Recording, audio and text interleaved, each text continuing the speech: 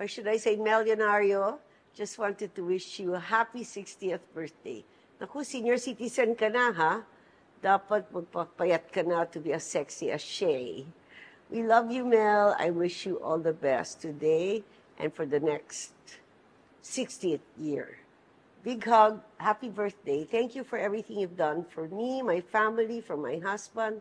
Sama-sama tayo. Babago muli para Yan. maging millionaire. Pasensya na pala kayo ha at medyo may ako, tagihawat tapos na ganyan ko na parang nasugat siya. Pasensya na kayo at may pinagihawat ako tapos yan nga nadisgrasya sa aking kuko kaya ayan nagkaroon tuloy ng marka dyan. Gagaling din yan. Yan nga yung inaano ko ngayon kasi mahapdi. Kaya ginagamot ko naman. So, tuloy lang tayo. Ayan, magandang gabi, Luzon, Visayas, and Mindanao. Lalo na sa ating mga OFW sa mang sulok ng mundo. Ito na naman si Opinion PHTV. Bali, magbibigay lang ako ng reaction, opinion, doon po sa nagaganap na Senate hearing mga kaibigan about doon sa Lotto. At nakita nyo naman, pumapil na naman itong si Turplok. Si Tulfo ba? Pumapil na naman at maiba nga pala tayo. Tumataya pa rin ba kayo? Kaya yung kuya ko dito, alam niyo 3 gabi na yata siya hindi tumataya ng Lotto. Mula nung nakita niya, sabi ko, kuya, panoorin mo nga yung hearing sa Senado. Ayan, panoorin mo din yan si Madam Maharlika. Panoorin mo yung mga yan para makita mo, para maliwanagan ka. Ayun, 3 nights na siya hindi tumaya ng Lotto, guys. Kasi nga, baka tumama siya tapos hindi siya mananalo. Baka mag-amok daw siya. Ay, nako, iba ito kasi retirado din ito. Retired colonel kasi ito. Tapos, ayun nga, tawa kami ng tawa dito. Kaya, lagi niyang pinapanood. Pagkagising niya sa umaga, makikita namin siya nakatunganga sa harapan ng TV. Kung hindi man yung cellphone niya, ayun, ang ingay-ingay. Tapos, ayun, pinapanood niya yung mga vlog, ayan. Sabi ko, yan, tama yan. Kaya tawa siya ng tawa. Pero ito na, magbigay ako ng opinion and reaction doon. Napapansin niyo ba na si Tulfo, ayan, pumapil na naman talaga si Tulfo. Pero kahit magsigawan sila doon, wala siyang magagawa. Kasi nga, ang pagkakaalam ko, yung way ni Tulfo mga kaibigan ay parang gumagawa lang siya ng paraan na parang sinisave niya itong si Mel Robles, di ba? O tingnan din niyo si Coco Pimentel, Senador Coco.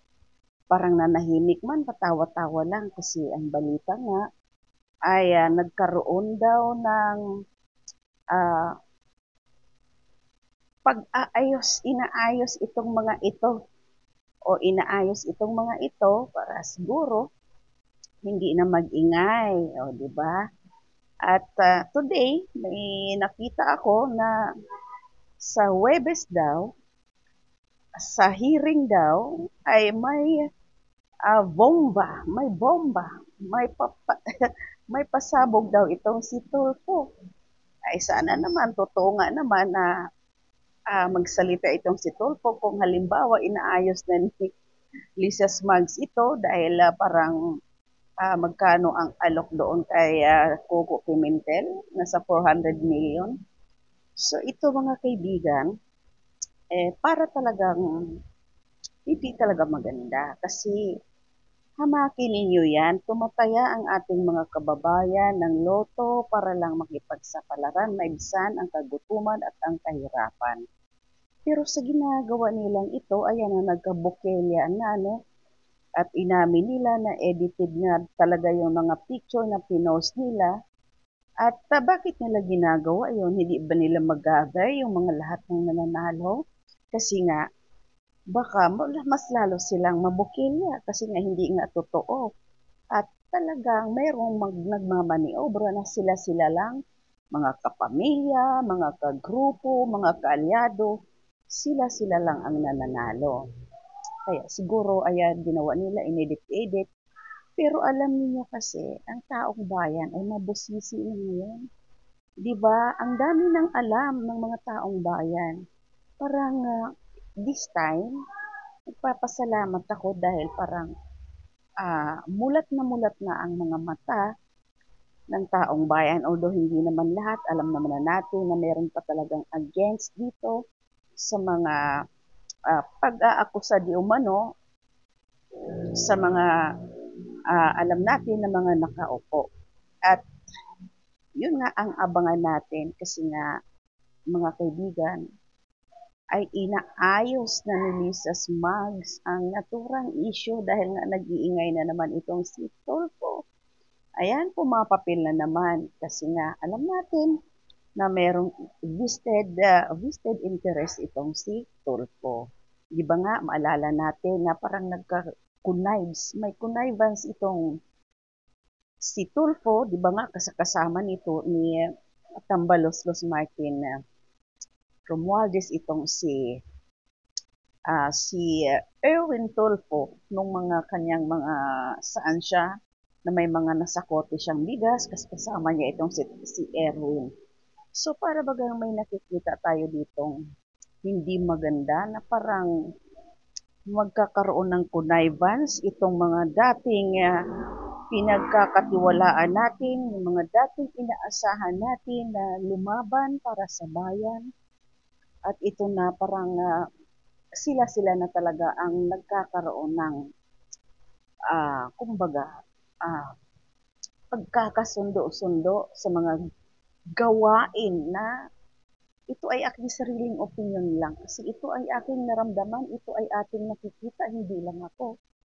'Di ba? Ito ay parang may kakaiba dito. So itong nangyayari ngayon ay nagkakaroon pa hindi lang para yun nga po, nagkakaroon na ng connivance itong mga ito, mga oligarchs, mga dilawan, pati itong ating administrasyon. Dahil dito sa mga kabulastugan, and then ito pa. Panoorin natin yung video na pinalabas ni Madam Maharlika kahapon na nag-greet siya kay Mel Robles para sa birthday ni Mel Robles at ang sabi ni Lisa Smugs ay mga ganito, ganon, tapos sama-sama tayong babangon at maging milyonaryo. So, ibig sabihin, anong ibig sabihin doon mga kaibigan? O di ba so malinaw na itong ginagawa nilang ito mga kaibigan ay upang magkamal sila ng salapi na galing sa pera ng taong bayan, galing sa pera ng kabanang bayan. So, ibig sabihin lang, ang suma total niyan, wala po tayong maaasahan. Wala tayong maaasahan sa gobyernong ito. Totoo po yan, wala tayong maaasahan. Hindi na siya nahihiya. Di ba nga, may kasabihan nga, na ang isda ay nahuhuli sa sariling bunganga o kaya itong si Smugs na ito hindi na talaga nagtanda. Ito ba ay ginagawa niya para mang-asar? Parang nang-aasar na lang siya na ito kami nagpapayaman, magiging milyonaryo kami, hindi pa milyonaryo, kung hindi magiging bilyonaryo kami. Yung parang nang-aasar siya sa mga ginagawa niyang mga video na na kesyo ganito. Kaya magkakaroon ng spekulasyon ang taong bayan. Magkakaroon tayo ng spekulasyon, kaya nga ako ito, nagbibigay ako ng opinion dito mga kaibigan na ang pagkapanalo ni Puting ng Norte ay talagang sa umpisa pa lang ay wala na po talagang katuturan hanggang ngayon na siya ay nakaupo. Dahil ever since mga kaibigan, siya po, sila mismo ang sumisira sa kanilang reputasyon. So paano magtitiwala sa kanila ang taong bayan? ang dami kung bibilangin natin, hindi na po mabilang sa 10 daliri ng ating mga kamay. Isama na po ang mga daliri sa ating mga paa, ang mga kabulastugan nitong mga ito. Pero tayo, syempre ito tayo, kasi nabubuhay tayo ng marangal, nabubuhay tayo sa sarili nating pagsisikap. So, andito pa rin tayo, umaasa pa rin tayo na makabangon. Makabangon tayo kasi hindi na natin maasahan na makasama natin sila or tayo isasama nila sa kanilang pagbangon kasi nga sila lang ang bumangon. No? Ito pala purpose talaga nila na magiging milyonaryo kaya sige lang Lisa's moms. Kam-kam lang, hakot ng hakot hanggang sa magsawa kayo.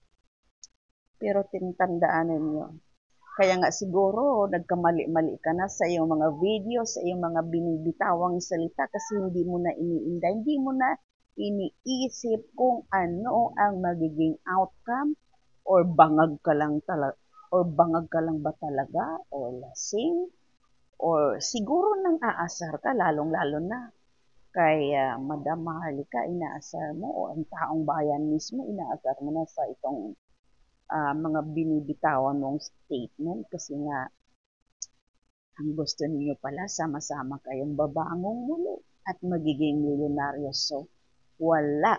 Malinaw na wala po sa bayan. Hindi po kayo para sa bayan, hindi kayo para sa taong bayan, kundi kayo ay para lang sa inyong mga maiitim na balak at sa inyong mga vested interest. Kaya kami, na taong bayan, mga simpleng mamamayan, mga ordinaryong nakakaintindi sa mga kaganapan ngayon. Patuloy kami nalalabas, patuloy kami gagawa, mag-ingay para matigil na itong inyong mga kalokohan.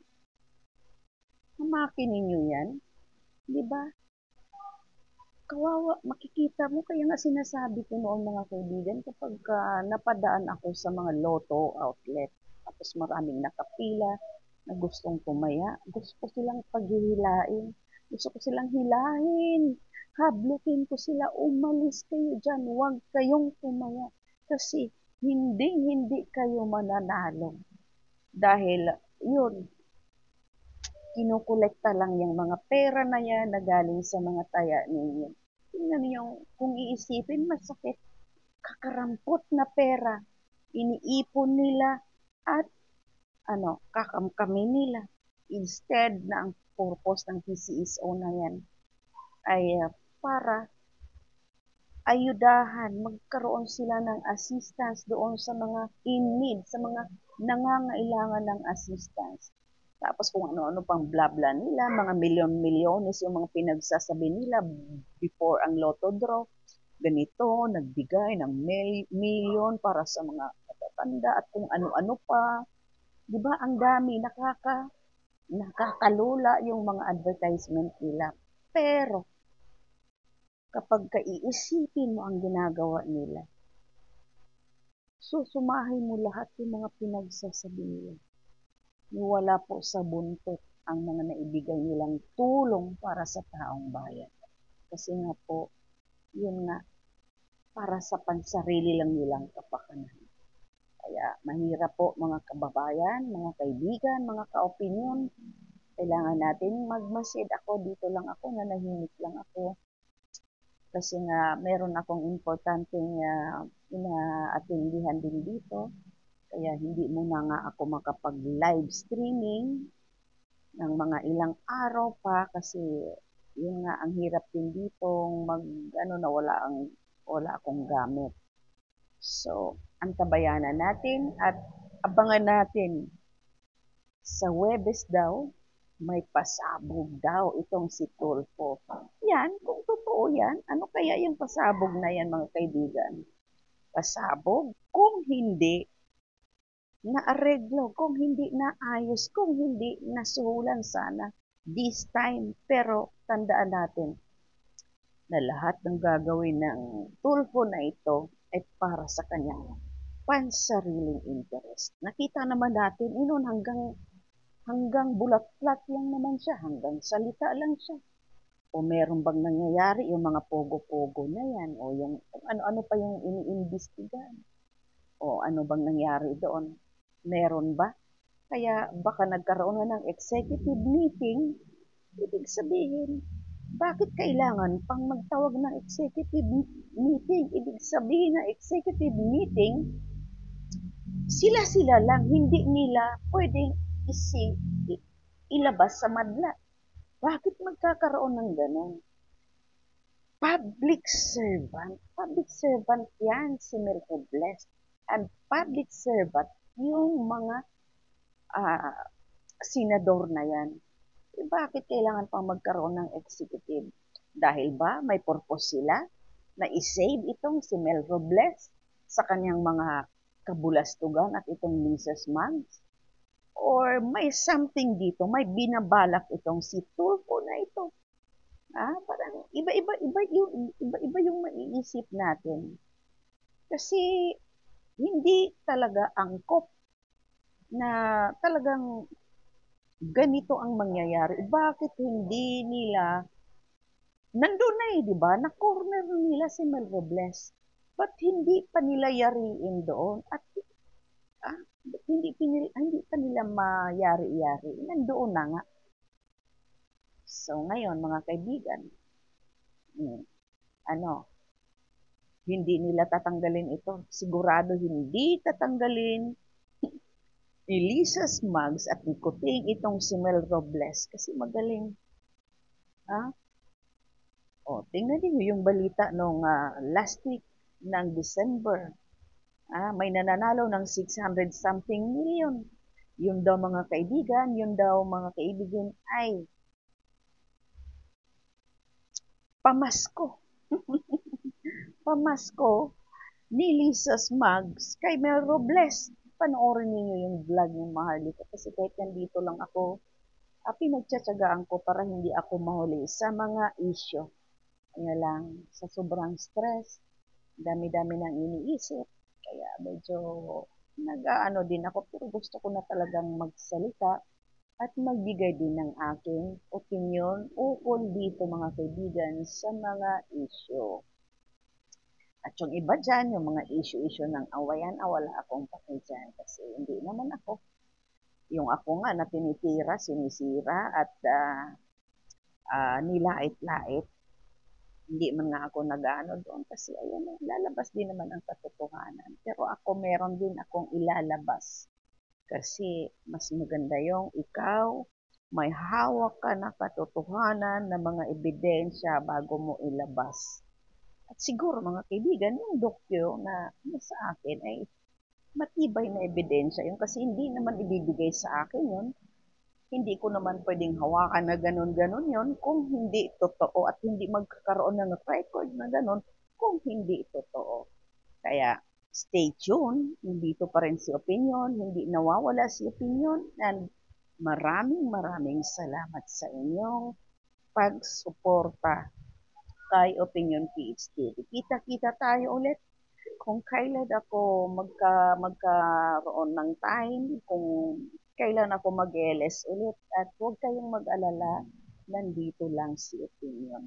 Kayo na aking mga subscribers and mga supporters, mahal ko kayo kasi kung wala kayo, wala rin ako dito sa aking posisyon ngayon bilang vlogger. So maraming salamat sa inyo.